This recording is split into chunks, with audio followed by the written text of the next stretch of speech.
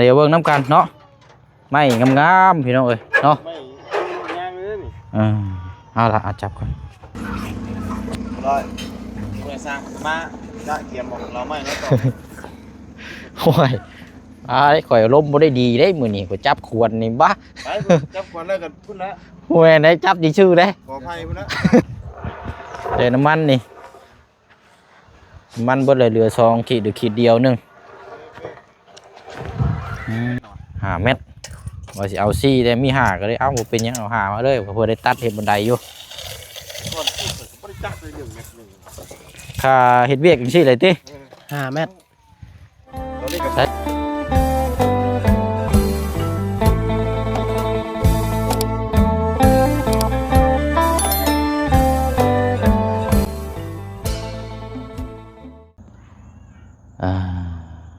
วันนี้พี่น้องเนาะเห็นแต่เสา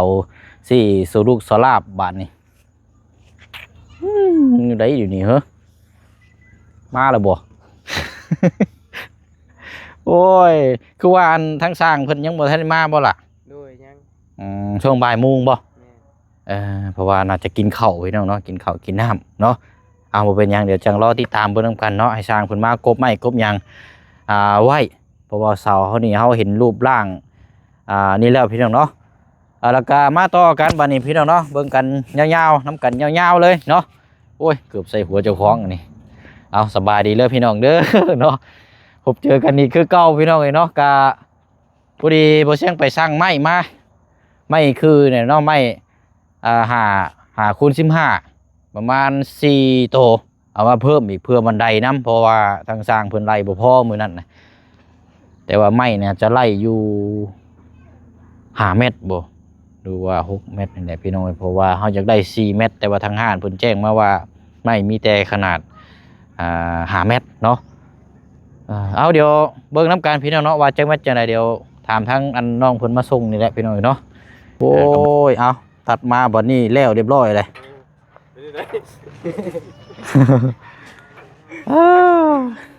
เนาะกะเดี๋ยวเบิ่งน้ำกันเนาะไม่งามๆพี่น้องเอ้ยเนาะไม่ย่างเลยนี่เอาละจับก่อนโอเคโอ้ไม่ย่างเนาะย่างดีเลยเอาเดี๋ยวเขาจังโจมไปพุ่นเนาะเอาไว้นี่ก่อนเอาละตั้งมือเช้านี่เรียบร้อยเลยรอแต่ให้มันแข็งโตมืออื่นเนาะนั่นกันจังคันว่าอันทมก็ได้นี่กันเนาะผมทีมทานให้เพิ่นทมเฮ็ดเองเนาะสร้างเนาะอันไม่แต่ว่าอันเท่าไรก็ใช้บินเด้เปิดมาอยู่บ่เป็นยังอันเส้นเท่าไรสักเส้นละ300,000บ่เส้นละ3 ล้าน 2เนาะแม่น60,000อันยาวเท่าไรก่อนเนาะ5 เมตรยาว5 เมตรเนาะพอเขาต้องการ4แต่ว่าเส้นละ300,000เอาเดี๋ยวบัดสิไปจ่ายแบบพุ่นละเด้ออยู่ห้านโดยโอ้เอาจวดจ้าดพี่น้องเนาะสั่งแป๊บเดียวเส้นละ300,000ยาว5 เมตรนี่แหละก็เอาเดี๋ยวหนีบคนละข้างเด้อเดี๋ยวคนละข้างก็ได้ร้อยเมื่อสร้างมาจะเกี่ยมบอกเราไม่แล้วต่อ โอ้ยข่อยล้มบ่ได้ดีได้มื้อนี้ข่อยจับขวดนี่บ้าไปจับขวดแล้วกันพุ่นละโอ้ยได้จับดีชื่อได้ขออภัยพุ่นละใส่เล็กแรงกันนี่แบบมือโพงทอดจับดีชื่อแล้วจับพ่อยคือว่ารูปร่างคือว่าเฮ็ดแล้วแท้จริงสิมีอยู่ชังเนาะพวกแล้วก็ไผ่แล้วเนาะมันมีเงามันอยู่เด้นี่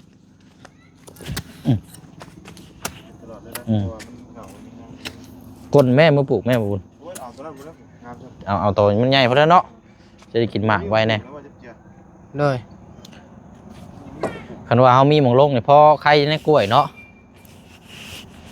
สร้างยังมาทันมาพี่น้องช่วงบ่ายโมงปลายพอละวันนี้ก็เที่ยงพอเพิ่นกินข้าวกินน้ำไปเชียงกับพ่อมาเนี่ยไปสั่งไม้มาแล้วเดี๋ยวช่วงแรกๆจังมาเบิ้งเนาะกบไม้กบตอกพอดีแล้วเดี๋ยวให้เจือง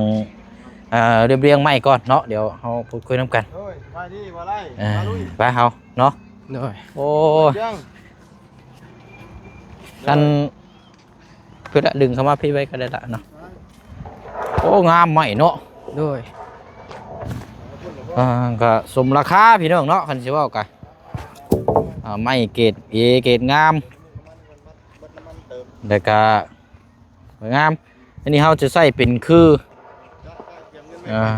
อตัวนี้แหละ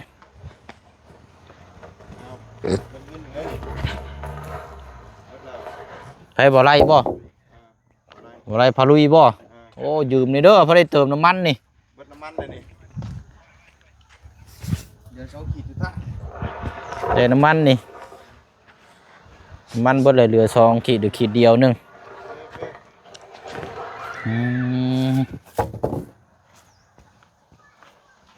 โอ้ยกบออกมานี่บ่ว่าได้นี่เนาะ โดย ติงๆเราได้นี่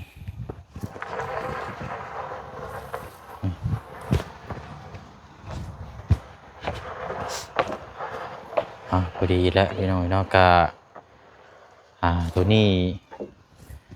เพราะว่าลายนี่คือตัวนี้เขาใส่นี่6 โตวใส่ยางละ2เนาะเป็น6 เส้นบาขนาบเด้เป็น6 เส้นเลยอัน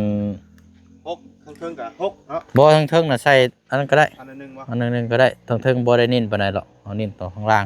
ตรงล่างมันต้องใส่เสาครบเลยเนาะ แม่นบ่เสาขนาบเด้คือเน้นทั้งเทิงน่ะใส่5 คูณ 12ตัวเทิงน่ะข้อ2น่ะตัวนี้สิใส่หน้าใหญ่แน่ตามหน้าเสานะตัวนี้ใส่6 เส้นเพราะว่ามาสร้างมาก่อนหน้าน่ะ2มาสร้างมาก่อนหน้าน่ะ4สร้างมาเราบ่ไล่บันไดนำเด้วันนี้ก็ได้สร้างมาเพิ่มอีก4แต่เพิ่มบันไดนำมาพุ่นน่ะแม่นเสาต่อเอามายังบ่นี่จับเม็ดมาเลย แทกก่อน เอาแม่นแล้วเนาะเอาลืมได้ข่อยก็เนาะ 5 เมตรหน่อย 5 เม็ดว่าสิเอา4แต่มี5ก็เลยเอาบ่เป็นหยังเอา5มาเลยเพื่อได้ตัดเฮ็ดบันไดอยู่ ก่อนที่ผมบ่ได้จักเลย1 เมตรนึง ค่าเฮ็ดเวียกจังซี่เลยติ 5 เมตร ตอนนี้กับ ใส่จนชุดเนาะ โดย เอา5 เม็ดพอดี แต่ว่ายัง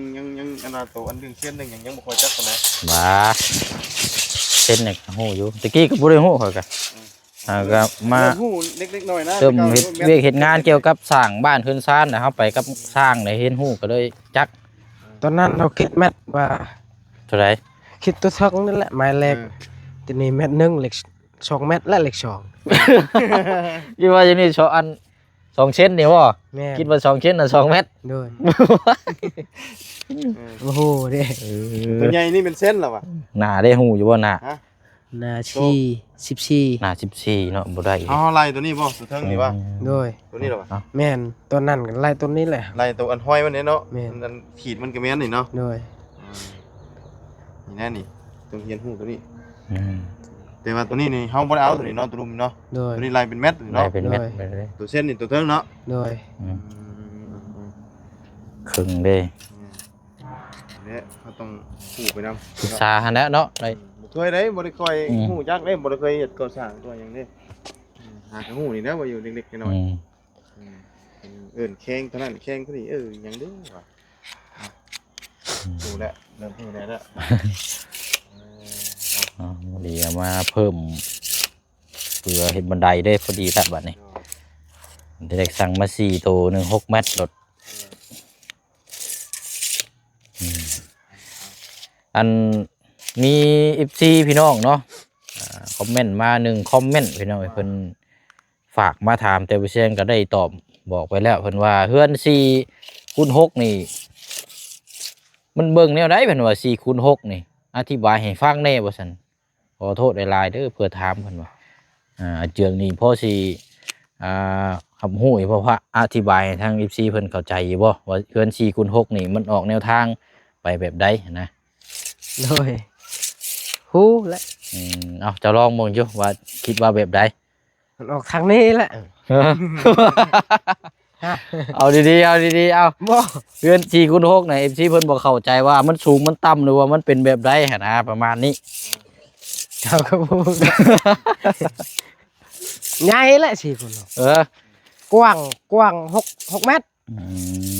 บ่แม่นกว้าง4เมตรยาว6เมตร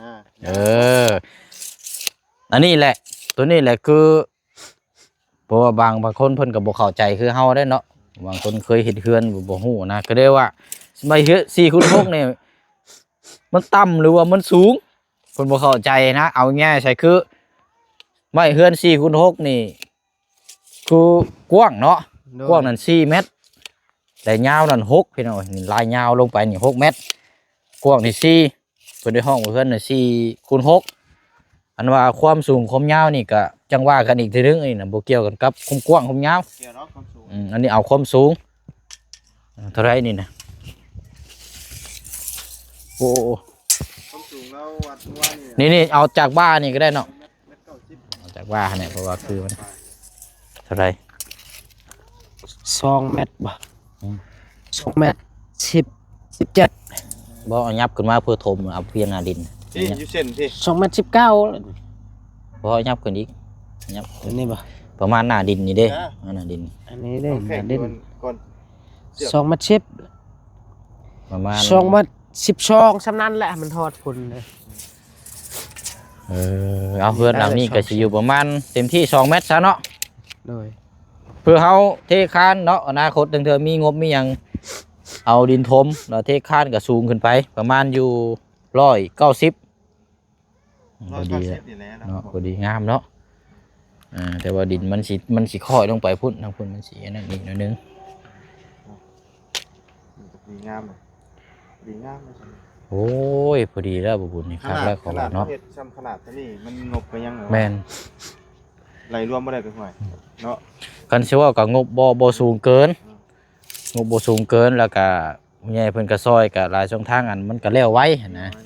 เกินขนาดนี้นี่ถือว่าโอเคอยู่แต่ว่าน้อย อยากให้ฐานนี่แบบนี้นะพี่น้องเฮาเปลี่ยนรูปแบบไหมคือที่ผ่านมาก็คือเฮือนเฮาเฮ็ด9ต้นเฮือนน้องน้ำเนาะน้องม้ำน้องไม้เฮือนประตู7ปีนี่บัด9ต้นบัดมันบัดใหญ่เด้นั่นน่ะ12เด้ใหญ่แล้วบัดงบก็เปลืองอีกนานแล้วอีกว่าง่ายงบเพิ่มทุกอย่างงบเพิ่มทั้งสร้างเพิ่มทั้งอุปกรณ์ทุกอย่างนะแม่นจากฟองเยี่ยมมี3ปองก็ต้องเพิ่มเป็น4อันนี้ไล่เห็นปองเยี่ยมนี่มี3นึงได้ใส่3นึงตัวนี้น่ะบ่ได้ใส่ลายได้นี่ปองเยี่ยมนี่ใส่บานคู่นี่1 2 3ตัวนี้นี่สิเป็นระเบียงพอให้เราระเบียงเนี่ยบันไดขึ้นไปนี้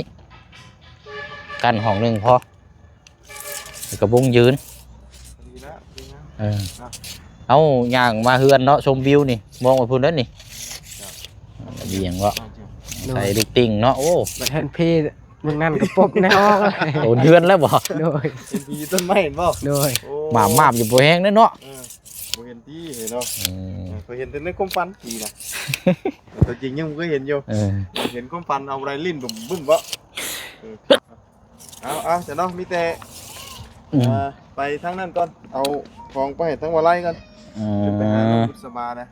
ทั้งนั้นก็ยังท่านได้ดำเนินการอยู่เดี๋ยวรอทั้งมาบุษรวันก่อนเนาะจะเป็นอีกเคสนึงนั่นก็เนาะเดี๋ยวคำว่านั่นก็ถามเบิ่งก่อนเนาะคำว่านั่นก็จะให้มาบุญสร้างบ่ว่าจังได๋ถามเบิ่งเนาะว่าโดยไปมีงบหลายก็แล้วเฮาก็จัดแจงเลยแล้วดำเนินการเลยแล้วมันจังบ่รอ14ล้านกับไม้ก็ได้หลายตึกอยู่ไม้นี่อันนี้เฉพาะไม้นี่เท่าไหร่อันนี้ก็14ล้านคือกันนะแต่ว่ารวมกับมัน15ล้าน4ล้านรวมทั้งเสาทั้งหยังบ่56ล้านพุ่นละแต่ว่าเฉพาะตัวนี้นี่14ล้านเนาะกันว่ามันก็ต้องเบิ่งได้เพื่อนเราสิเอากว้างสำไรใส่เฮือนน้องบุษบาซ้ำนี้เลย4 คูณ 6บ่เพิ่น6เสาบ่แม่นก็สิซ้ำกันนั่นแหละซะกันช่างเจ้าเดียวกันประมาณ14ล้านเพราะว่าเสาทั้งบุญสร้างสั่งไปแล้วนั่นแล้วซะเนาะแต่ว่าเฮือนเรานี่เพิ่นเสาไม้ยาวเลยมันบ่ได้แม่นเสาปูนแบบนี้บ่โอ้เนาะเพื่อนเจืองนี่ตั้งเบรกแนวนั่นนี่ล้อซะนี่เนาะงามตัวนี้น่ะงามเลยมันสูงเนี่ยมันหย่องเห็นเสามันก็ยังงามเห็นเส เสายังงามอยู่เนาะ โดย เอาแต่เช้าไปยังเฉยเนาะไปซะเนาะมาบุญกันสิล่ำลาเลยเด้อ ไปเนาะเดี๋ยวจังว่าจังคุยเดี๋ยวมาเบิ่งน้ำกันอีกเนาะ ไปเดี๋ยวพบกันใหม่พี่น้อง เดี๋ยวเชียงไปเบิ่งทั้งเจืองเผาต่อไฟอีกก่อน ไม่ฝึกก้อนหน่อยไม่ฝึกก้อนหน่อยตัวแรกกว่าบัง ตัวนั้นละ นี่ว่า ของคอยน่ะคิงห้างแล้วคอยน่ะ ห่างกันนะ คิงห้างคิงเมี่ยงแล้วจับไปจับมารุดเปิดเลยโอ้เอาใช้ขวานเฮาอยู่ใช้บ่นี่บ่เชียงป้าอยู่ใช้บ่บ่เห็นเมื่อน้ำรถเก่งกินนี่ล่ะบ่ นี่ ใช่โอ้อยู่พุ่น แล้ว เอาเบิ่งน้ำกันนี่จักเล็กจักน้อยก่อนเนาะแล้วก็จังนี่แหละพี่น้องเอ้ยสร้างเพิ่นก็ใกล้สิแล้วแหล้วเนาะ โดย พูดเนาะอันนี้เนาะ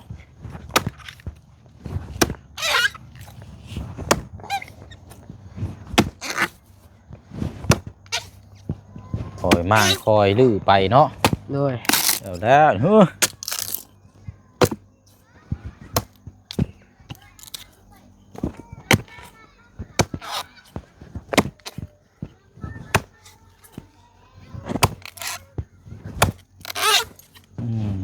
วันนี้ตัวนี้ก็ยังเสียออกอีกอยู่บ่เนาะ เอาออกแล้ว ออกคือการบ่นี่กะ โดย เดี๋ยวเขาคอยซับเมาส์ตัวนี้เนาะ โดย ใช่อ๋อเหนียวแท้เนาะว้าโธ่เหนียวคักเลยดอกอันนี้โอ้ระวังเด้อหาควรนะ โดย โอ้ปล่อยก่อนได้ฉแบบนี้กูดีหมูเฮ็ดนี่ปิ้วเลยนี่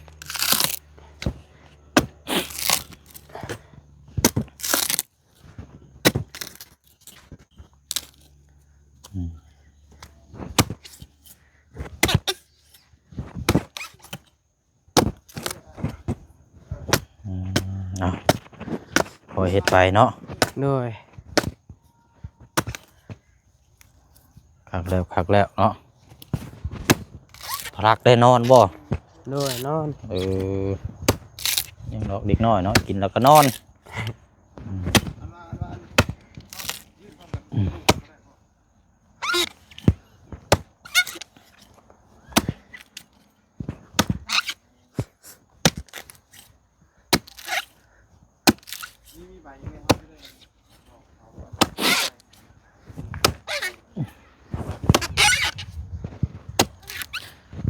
อันพวกซ้ายเขาก็เดี๋ยวจังเอาส่วนต้อมขึ้นเนาะ โดย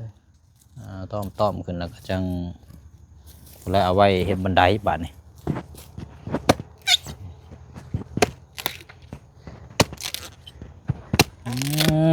เนาะเบิ่งก่อนรูปเบิ่งก่อนมีอย่างเด้นี่เนาะเจ้าเห็นรูปเห็นร่างอยู่บ่จักนี่บ่เบิ่งก่อน บ่เล็กในเงินยังบ่ได้เบิ่งซ้ อยู่ไสก็ ำเล็กในเงินนั่นเลยมื้ออื่นก่อนจังเบิ่ง หอยเบิ่งนี่แหละมื้อนี้ได้ออกมื้อนี้ มื้อนี้ป่ะ มื้อนี้ได้หล่ะเอ้ย เบิ่ง มา มัน มา แล้ว มาเจ้าแล้วเจ้าของเฮือนเอา โดย เบิ่งน้ำกันนะเทื่อเพิ่นให้โชคให้ลาบมีบ่ 85 785เล็ก 785 เล็กกระต่ายบ่บ่แม่นชิง 785เนาะ โดย โอ้หลัก7นี่พี่น้องเด็กนำโชคในเสาเฮือนของทางอาเจืองคันว่า6ตัวก็เอาแล้วนี่ โดย 2 4 6เติม7เนาะอย่างนี้เนาะ โดย เอาหลัก7พี่น้องเนาะ ลองเบิ่ง เอาอันนี้เลขนำโชคเนาะแล้วแต่ตาม โดย ไผเสื้อเนาะก็ลองซื้อเบิ่งพี่น้องรูปเบิ่งกล้วยก่อนหนึงเธอเห็นบ่เนาะนี่ติดโอ้น้ำเต้านี่ก็คักอีดอกนี่เนาะ สร้างว่าอยากเอาใส่เหล้า นี่บ่ แม่ ว้ายมันจะมัดเมาเท่านั้นแล้วบาดนี่มันหายากได้นี่เนาะ โดย แล้วก็มันเย็นอีกเด้อเนาะ โดย ใช่แล้วนี่เย็นได้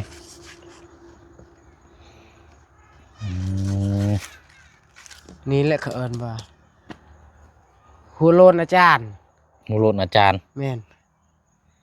แม่นหัวยักคู่แล้วตัวนี้ ไหว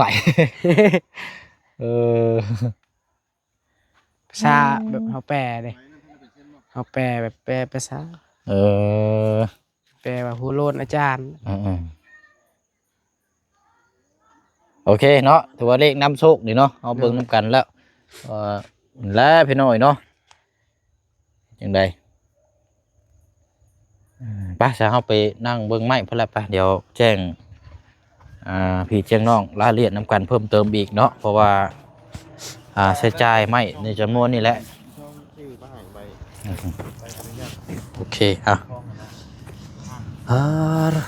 ก็ถือว่าไม้มาเพิ่มอีกเป็นไม้ตัวที่สำคัญที่สุดได้ตัวนี้นี่พี่น้อยเนาะ โดย ไม้ใส่คือบ่คือคาง ข้างมันบ่ คางบ่ โดย คางกับคือกันเดียวกันเนาะ โดย อืมดูเอาโอเคพี่น้อยเนาะเอาก็ถือว่ายาว5 เมตรเนาะไม้5 คูณ 15เส้นละ300,000 กีบพี่น้อยเนาะ432เนาะล้านสอง โดย เดี๋ยวเสียงสองไปจ่ายเพิ่นนั่นแหละพี่น้องอยู่เนาะเพิ่นแหละเนาะเพราะว่าบินเพิ่นบ่ได้เขียนมาแต่ว่าทางน้องเพิ่นแจ้งว่าเส้นละ300,000 กีบเอาเนาะมีแต่ว่าเงินจำนวนนี้ก็ยอดจำนวนที่ยังเหลือที่ว่า 5,000 บาทหั่นเนาะ โดย มื้อนั้นเฮาใช้จ่ายไป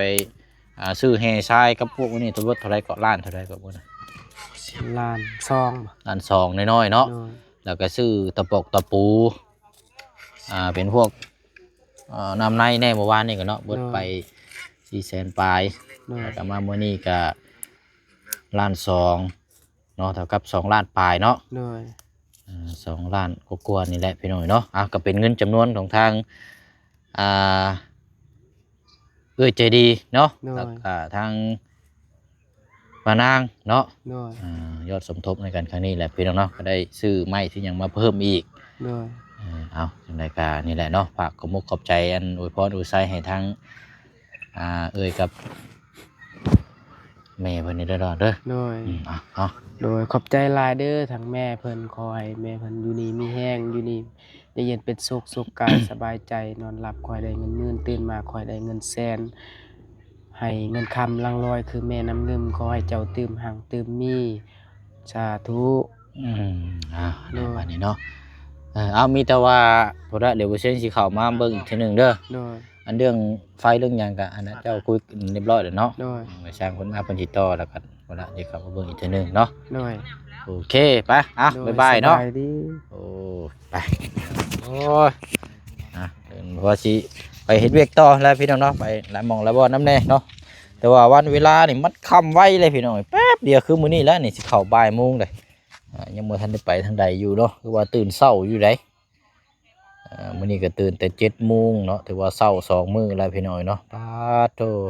เพราะว่าเฮาพักดันตัวนี้แหละพี่น้องเนาะให้พี่ให้น้องรอติดตามรับชมเบิ่งนํกันพี่น้องเนาะเอาละพี่น้องเนาะจังไดก็รอรุ่นรอชมเบิ่งนํกันพี่น้องเฮือนซานหลังนี้เนาะเป็นทรงโมเดิร์นพี่น้องเนาะโมเดิร์นไปเพื่อนน้องเอสอะไรพี่น้องเนาะแต่ว่าจะเบรกแนวเนี่ยก็คือว่าผ่าต้นเฮาสิปิดเนาะแล้วก็สิใส่หน้าต่างให้น้องเพิ่นนี่1 2 3แล้วก็วงยืนประตูเนาะประตูก็สิอยู่ข้างๆพี่แหละพี่น้องเนาะไปเนาะอยู่ดีมีแห้งร่ำรวยเบิดสุขุสุขคนเด้อเนาะขอบมุกขอบใจทางผู้ใหญ่ใจบุญที่มีส่วนร่วมในครั้งนี้น้องพี่น้องเนาะก็ยังเดือประมาณ4-5-6 แสนนี่แหละพี่น้องเงินจำนวนที่บ่เชียงได้แจ้งไปแต่ก็สิได้ไปซื้อตะปูหกมาอีกนี่พี่น้องตะปูหกข้างสร้างว่าอันนี้บ่เชียงก็สิไปซื้อมาจากแก๊สหนึงเลยว่าไว้ตอกแป้นเนาะเมื่อวานนี้ซื้อมา10 กับ 8อย่างละแก๊สเนาะแต่มันยังขาดอีกไปอะไรพี่น้องเนาะมีหยังจังพูดจังคุยแล้วก็จังเข้ามาเบิ่งน้ำกันอีกรอบนึงเนาะเบิ่งน้ำกันอีกมื้อนี้ก็บ๊ายบายเนาะพี่น้องเนาะสบายดีเด้อ